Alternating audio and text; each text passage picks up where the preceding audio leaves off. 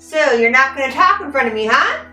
Well, I have ways of making you talk. Come on, say something! Stupid skull, say something! Come on! Monsterface! It's full moon. Whoa. What's going on over here? Nothing? What are you doing with Monsterface? I didn't even notice it was here. Oh, that's Monsterface, huh? Anyways, I need him. Right now? Yeah, it's Right this full moon. second? Yeah. Maybe I should clean it for you first. No, it's a little bruised up though. Alright. Have fun down here.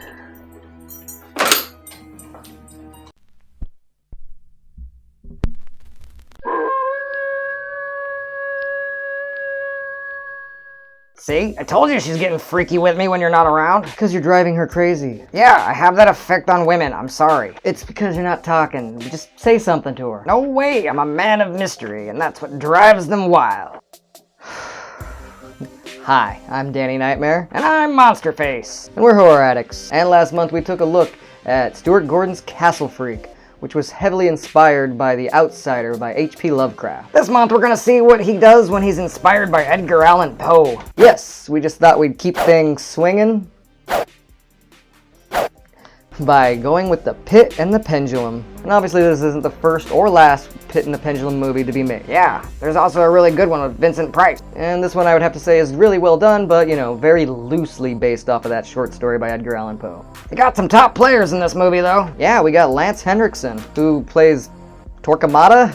I probably butchered that. Names aren't the only thing that's gonna get butchered in this film. Yeah, we also got Jeffrey Combs as Francisco, and you got Frances Bay playing Esmeralda, one of Gory's favorite witches of all time. And Oliver Reed is the Cardinal? And of course, Jonathan Fuller, who was the Castle Freak himself, as Antonio. This movie takes place at the height of the Spanish Inquisition. What on earth does that mean? Nobody expects the Spanish Inquisition. Oh man, those were some funny times. Well, actually no. They were some violent and very unjust times. Whatever happened to public execution? That used to really draw in a crowd. Pro wrestling. I think it kind of filled that slot. Oh, okay. Think about what he's experiencing. He's getting cooked. And I think he's well done, guys. I like a lot of the early 90s full moon films. I have to say, beautiful locations, of course. Oh yeah, you know, Italy and all the other countries that they always go to film in these castles. It's just amazing. I know, right? The movie's got really excellent lighting. I like the color schemes that it's got going for it. They take their torturing serious in this film. I mean, look, that guy's clearly dead.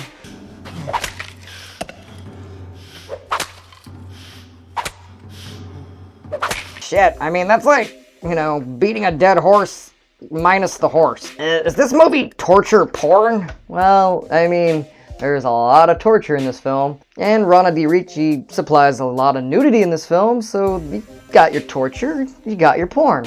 So yeah, torture porn, I guess. Wow, I have to say, damn. Yeah, she plays Maria, Antonio's wife. They're the main protagonists, while Lance Hendrickson is the main antagonist by far. What is up with his hair? I don't know what's up with his hair, but he certainly does like to punish himself for it. Flog me. If I looked like that, I'd keep my hood on.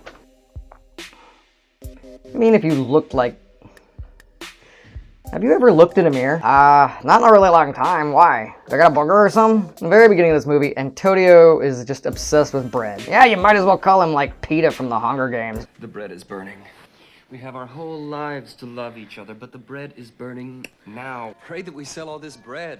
Maria, we must sell this bread. Maria was selling all the bread. The bread. What a dork. Him and Maria get kind of separated and pushed into a public execution. What's his crime? I don't know, maybe it's just for his really stupid outfit. And of course, Maria, with her kind heart, has to put a stop to that. And then that gets Antonio involved. And then the only way I can really explain it is Lance Hendrickson has some sort of weird episode. She gave him a boner. She must be a witch. Antonio comes to, he wants to know where his wife is, and they're very rude about it. Go home. Trust in the church. Yeah, trust the church. What could go wrong? Is it just me, or is Lance Hendriksen's character Torquemada remind you of the villain from The Hunchback of Notre Dame in the Disney cartoon?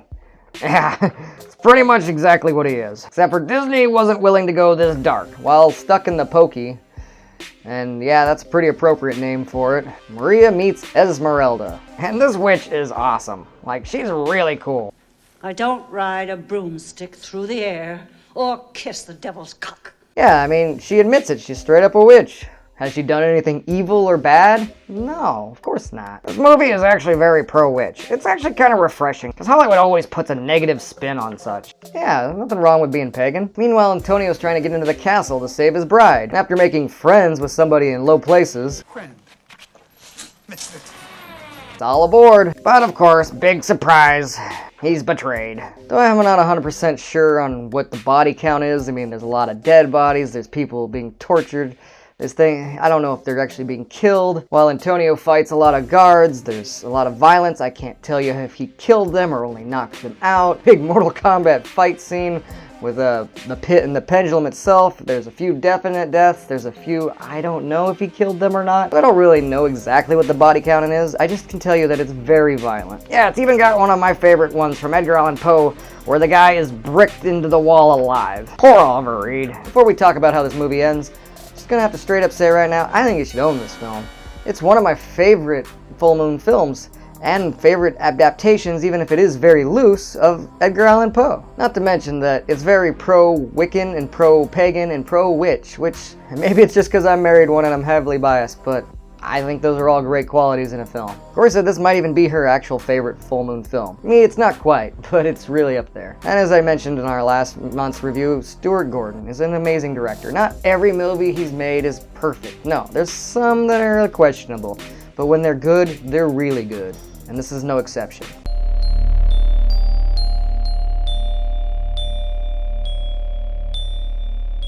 After Antonio is betrayed and they are caught trying to sneak Maria out, they decide to torture him some. They're gonna give him a real hot seat. Yeah, they're gonna bake his buns. That's some poetic injustice right there. Lance wants Maria to confess, but he knows that she's not, and he also just can't cope with killing her because he's obsessed with her, so he's just gonna cut her tongue out.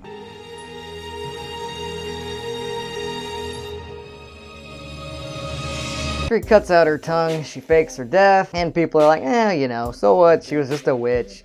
But Lance doesn't want her to be remembered that way because even in his own sick head, she was the woman he loved. I took her confession. She was not a witch. So he pronounces her innocent. He even says the baker was innocent, that Esmeralda, the old witch, was the one who put a spell on all three of them, causing this confusion to begin with. Ah, well, sucks for her. Yeah, they're gonna burn her at the stake, of course. Witchcraft.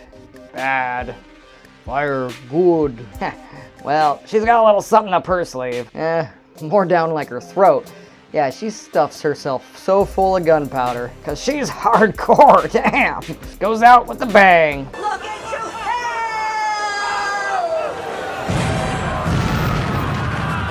Yeah, boom, explodes, and her ribs and other broken bones just shoot out like a shrapnel bomb, killing lots of people. She was the bomb, like literally. Definitely one of the most hardcore metal fucking deaths you can see in a movie. Torquemada has a few loose ends to take care of, so he straps down Antonio tight, and we're finally gonna get that pendulum. Yeah, damn, I almost forgot this movie was based off that story. Yeah, don't get us wrong, it's a great movie, but it had very little to do with the pendulum until finally they busted out for the finale. And as it swings down ever so closer, it's looking pretty bad for Antonio. Until the rats of Nim show up. Yeah, though it doesn't work too well for old Ben. Damn. With that blood, Antonio is helpfully directed by Master Splinter and the gang to chew through the rest of the ropes, setting himself free just in the nick of time. Not without a scratch, though.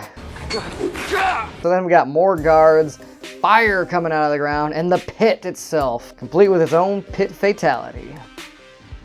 Fatality. This movie is fucking metal. I loved it. Yeah, man, and the moral of the story is, don't fuck with witches.